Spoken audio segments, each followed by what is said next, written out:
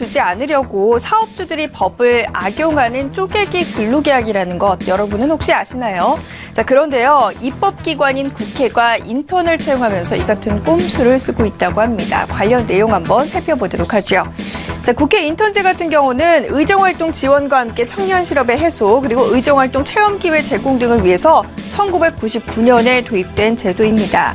청년들은 정책과 관련된 연구를 찾아볼 수가 있고 또 정책에 도움되는 일을 하게 될 것이라는 기대감을 안고 국회 인턴에 지원을 하게 되는데요.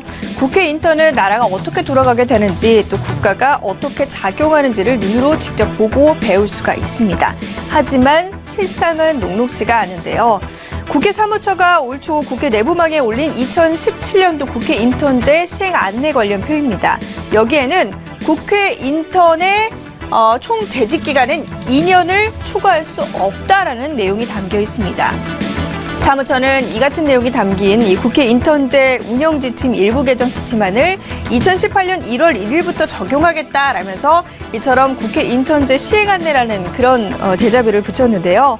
현재 기간제 및 단시간 근로자 보호 등에 따른 법률 같은 경우를 살펴보게 되면 근무기간 2년을 초과하는 기간제 근로자의 경우에는 정규직으로 전환하도록 되어 있습니다.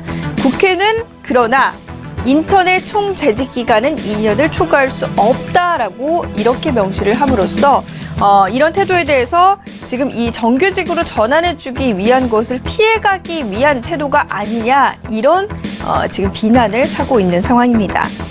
현행법상 국회의원 같은 경우는 해당 회계연도 국회 사무처의 예산 배정에 따라서 22개월간 총 인턴 2명을 배정을 할 수가 있습니다.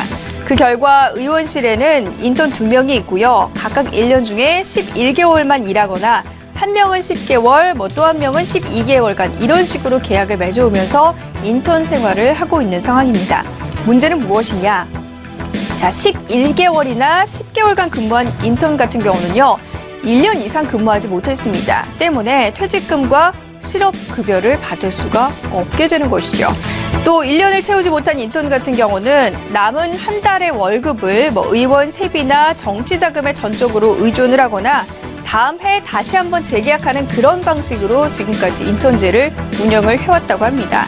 12개월을 꽉 채운 인턴, 조사를 해봤더니 전체 600명 중에서 30명에 불과했다고 하네요. 현재 이런 식으로 일하는 국회 인턴이 550여 명이라고 하고요. 그들은 대부분 지금 근로기간이 1년을 넘지 못해서 퇴직금을 받지 못하는 데다가 근무 경력을 또 제대로 인정받지 못해서 정규직 전환도 불가능한 상황이라고 합니다. 취업난이 심화되면서 이처럼 쪼개기 근로계약 국회뿐만 아니라 정말 나라 전체적으로 문제들이 많습니다.